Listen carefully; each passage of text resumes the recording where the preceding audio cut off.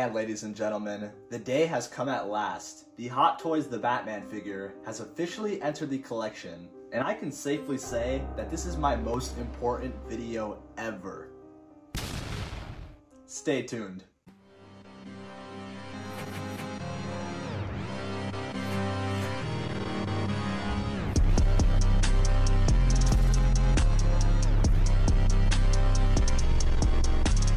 What is up, ladies and gentlemen? It is Riley Reviews back again with a video here, and today is a very, very special one. Hot Toys The Batman review and showcase, because boy do I have a lot to say and a lot to show throughout this video. Now, past subscribers would know how much this movie means to me. From figures to vehicles to 1/3 J&D statues, my collection has been taken over by the 2022 Batman. And I wanted to make something really special for the Batman fans and haters to show them what really is peak fiction. But before we do that, hit the like, hit the subscribe, bang that bell notification, sit back and enjoy.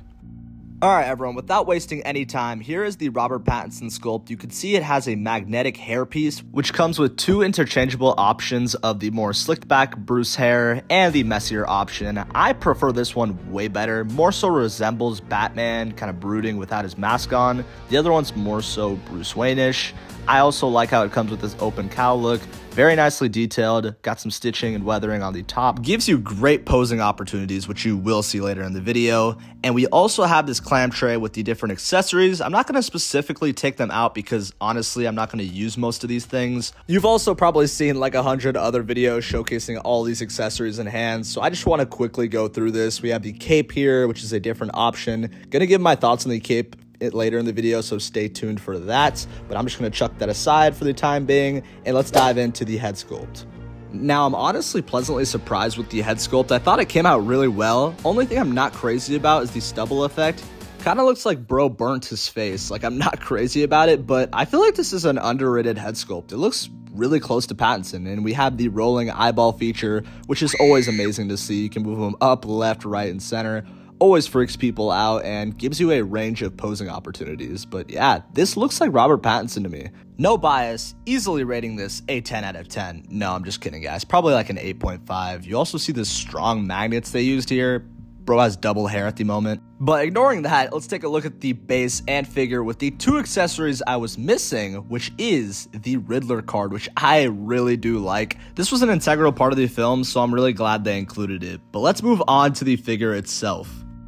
Oh man, does it feel good to have Vengeance in the light box, showcasing all of the details Hot Toys put into these chest plate, body, and mask. I mean, this looks really great. You just can't deny that Hot Toys definitely put an extra effort into this figure, and it really shows. Now, yes, I may be a little biased, but as soon as I got this in hand, everything changed. I really did think InArt is going to be miles ahead of the Hot Toys, and this one's just going to be a slump under it. But the more and more I pose with this thing, the more I'm enjoying it. I also wanted to show how these are Velcro attached to the chest plates and the side shoulder armors. Really nice because you can do some poses that are specifically hindered due to these pieces, but you can take them off, put them back on, and you'll be just fine. Now, I wanted to showcase the mouth plates, which are also magnetically attached, with the stern one right here being the most popular to a lot of people. This is like the favorited one. The second one being the angrier sculpt, which is what a lot of people don't like the most out of it, which I still think it's good, but I'd probably rank it third as well. And the more so smug one of him maybe half talking, which I actually really like. As you can see, I'm using the mouth plate in this particular pose. Very simple, but I feel like it's really effective. It looks like he's almost scoffing or is almost giving an attitude to someone, maybe Gordon, because he kind of punched the shit out of him, or apparently didn't, his words. But anyways, going back to the figure, I like the proportions. I feel like some of it looks a little bulky on the chest or abdomen area. It should be a little more narrow in my eyes, but let's move on to this right here, which is all I've been thinking about since I saw this movie March 2022. The rev of this engine, the smoke, the figure now in the collection just solidifies everything, and it is so damn satisfying, guys. I'm telling you, I absolutely adore this film, and it's just so cool to see this on the shelf and finally come to fruition. And if you also didn't catch, I have a 6-scale plaque there in the center, signed by the man himself, the GOAT, Robert Pattinson. So yes, I go all out. I broke the damn bank for this movie, and I'm glad I did. Here's another yet simple but effective pose. I feel like this really captures the film, other than, you know, all white background. It doesn't really match the film at all, but you get the point, but it looks really cool. I really like the broad shoulders. I think that's also kind of captures the film and how it was. I will say Hot Toys did a oh no, which is that inaccurate neck not being too much of a gap. You can clearly see it is too tight around the neck. I know people have certain customs that they're working on, which I will look into, but yeah, that's just totally inaccurate. But whew, look at that interior lighten up. Look at the bigger looking badass in these shadows. All right, that's a little too cringe. But damn, I just love this figure so much. I do want to make it clear that I was never planning on grabbing this figure and just going with the InArt, but I wanted to compare these in hand. You know, being such a fan, I feel like I want to, rather than watch a video, get my own personal opinion with both of them, and maybe I'll keep them both, maybe I'll sell the Hot Toys later. I'm still deciding. It also didn't help that you Batman fans out there kept throwing it in my face that this figure is amazing, and yeah, I gotta eat my words. It's pretty damn great. I like the way this pose turned out as well. Kind of resembles him running away from the cops after he punched Gordon. That's what I was kind of going for, so hopefully I captured that. Let me know what you think in the comments below. I know I get a lot of shit for my posing, so I'm really curious to see if I did this figure justice. Now, you know I had to include the 2022 Jazz Inc. Batmobile because this is one of my other prized possessions in the collection, and now having the figure to pair with it, it looks classy as hell. But hold on, there's a little smudge. Let's clean that up. Wax on, wax off. Let's get on that top window here. We got a little car wash going. Technical difficulties. Sorry about that, folks. Finishing touches. We got it done. I also wanted to mention, I feel like the 6-scale accessories around the belt, utility belt, is a little off. Like, it seems like it's a little too overscaled in my eyes. Maybe I'm wrong about that. Let me know in the comments, but I feel like that was noticeably, like, too large in my opinion. This is, like, such a go-to museum pose. Like, if you have the Batman and you want just something clean that's a museum-type pose in your display, this is what everyone's going for. I'm tempted to even have this on my display, but you could see I tried to have his eyes look down to be like he's reading the card, which obviously would make more sense than him looking straight. So I'm just really happy they were able to do the rolling eye feature. I've also heard people say that the eyes are a little too far apart. I'm not sure if I just didn't catch that when I opened it, but that wasn't really a problem I noticed. Like, when I saw the sculpt, I wasn't ever thinking it was too far apart, the eyes, but maybe that's just an accuracy thing. It's probably right, but I don't think it's noticeable enough. Yet again, got him here, getting ready to kick some ass in the Batmobile. I really hope we see more of this thing in the second film, you know, that comes out in 2035, but hopefully sooner rather than later. And we have another just museum side shot. I feel like these side shots are perfect for the Batman. There's so many shots in the film that are like this, so it's really cool to have your figure posed up like this for photography. People who actually know how to pose really well, there is an infinite amount of poses you can do with this figure. It's just a lot of fun to pose. Believe me, I am not one of those people who are just like poses on the daily. Usually I set a pose and forget it for a little while, but this figure, probably because I love the film a lot as well, I couldn't stop posing it. It was just a blast. The more and more I have this figure, it just gets me more excited to see the InArt figure, because when we have them both in hand to compare, it's going to be really cool because, in my opinion, I really do think this figure has strengths that even far outweigh InArt. I feel like there's going to be an even better comparison now because the InArt, as good as it looks so far, it is not perfect. But I might be biased and say it's perfect when I get it in hand, hopefully soon, but I'm excited nonetheless. Let's move on to something a little more dynamic. All right, emphasis on the little more. Maybe it's not too crazy, but I like the way I have the cape set here. I'm going to dive into the cape a little bit more in a bit, but regardless, it's a really nice feature to have the wires at the end to display kind of him walking with the wind obviously blowing on the cape. And I think this is a really clean pose, honestly. I'm tempted keeping it like this in the display, just figuring out which angle I want the car to sit at, but I just feel like this is super clean. I like it a lot. A headless Batman is wild. Nah, we're not going to do that. We're going to show the Bruce sculpt on the actual figure, which I actually don't plug in all the way. I have heard people struggle putting on the sculpt, so for me, I just lay it on top, kind of wedge it in a little bit, and keep it there. Does it look like he has a long neck? I don't know. To me, it looks fine, but if it does look like that, it is because I didn't put his shit in all the way. I would always have him with the cowl on unless I get the InArt, but for now, I'm just having the cowl, so that's the reason why I didn't properly peg it in. But just a quick tip, if you guys want to switch it back and forth really quickly and effectively, don't peg it in all the way if you're fine with the way it looks. I don't think it looks like he has a long neck, but maybe he does. I don't know. Let me know in the comments below. Regardless, if you're not having the cowl on, you gotta have him holding it. And I think that these poses are great for that. Very museum, clean poses to have in your display. I like this. I feel like it's very effective. This scene in the film is pretty memorable, I'd say. I mean, when he doesn't have his cowl on, this is pretty much it with him in the bat suit on. So I think if you're gonna do a pose, it's gonna be this one. But you could also try this, which we could see maybe canon in the second one. I guess Bruce Wayne could buy a churro and a drink? Maybe? Yes? No. But I just thought this would be really funny. Obviously not something I would keep in my display. But hey, Alfred bought him a churro and a drink. He's just having a drink, eating a churro while he's got his cowl in his hand. I think that this is a grail pose for a grail accessory. The churro, the 1/6 churro. Alright guys, so we talked about the good, the great, now let's get to the ugly. The capes are honestly a really big miss and a big step down on this figure. Other than that, I am pretty impressed, but I feel like this was very cheaply made.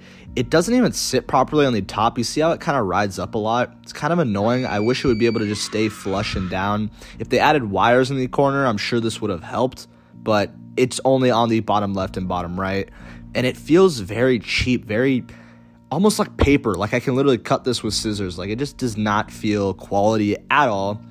It feels like construction paper, and I just do not like it. And then they got the top part. Like it looks the part. It looks great.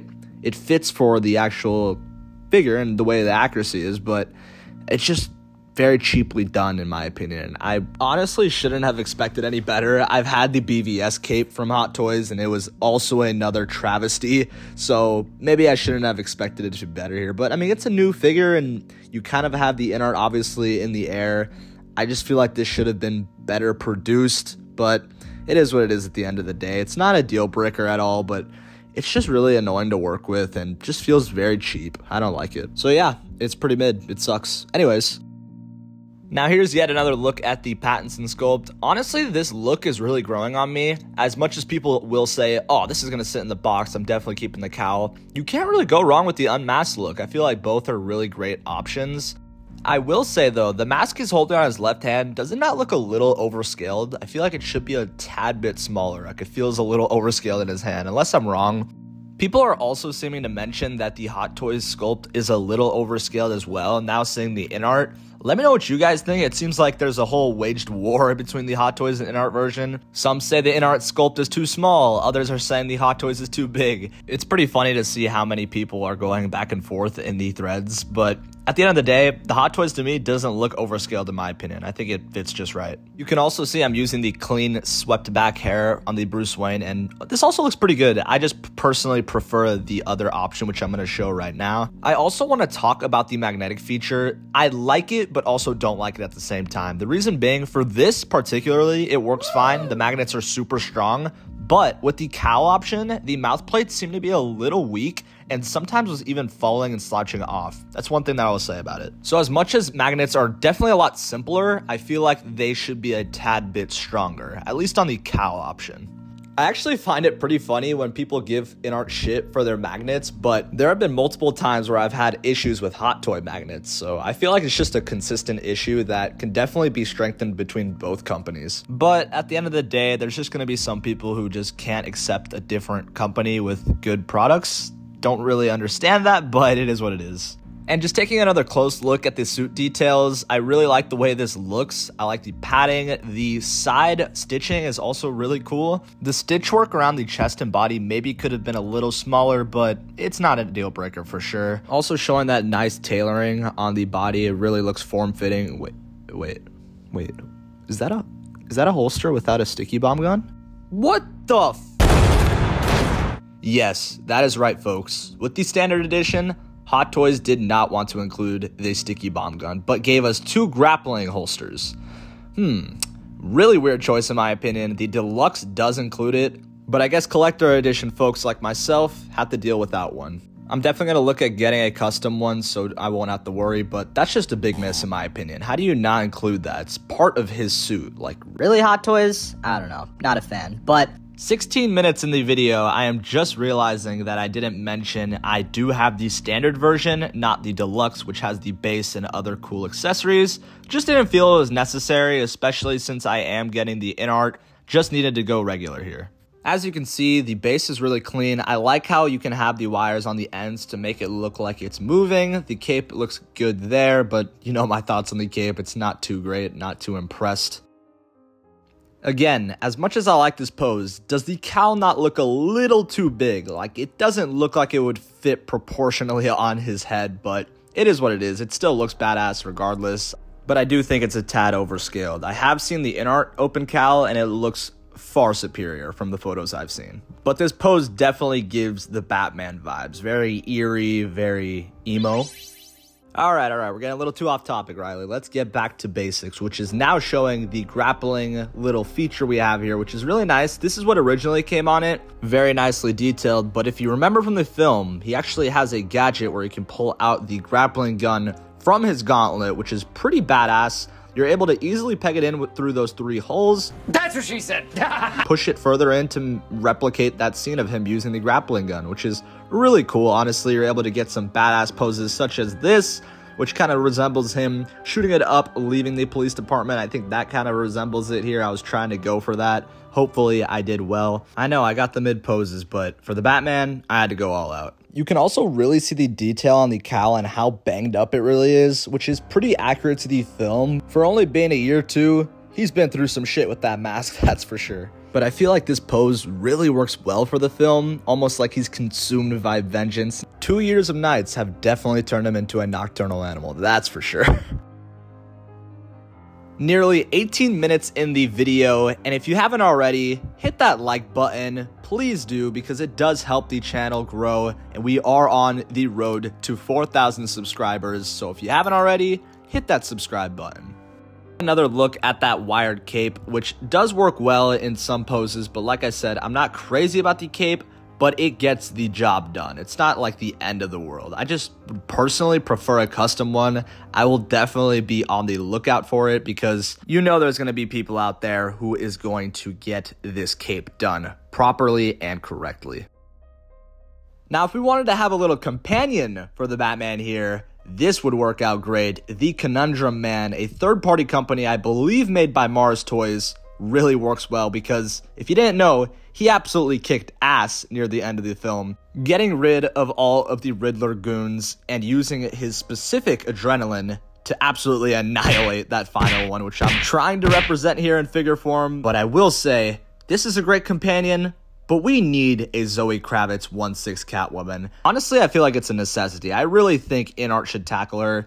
I think it would do as good as a Harry Potter probably would, so why not? But as we're wrapping up here, what are my final thoughts? I think that this is an amazing competitor to the InArt version, which will be coming soon, and I'm very excited to compare both in hand. Please, please do not listen to people out there shitting on this figure, because I am telling you, it is a work of art, in Hot Toy standards at least, because this is one of the best, if not the best Hot Toy in my collection at this very moment.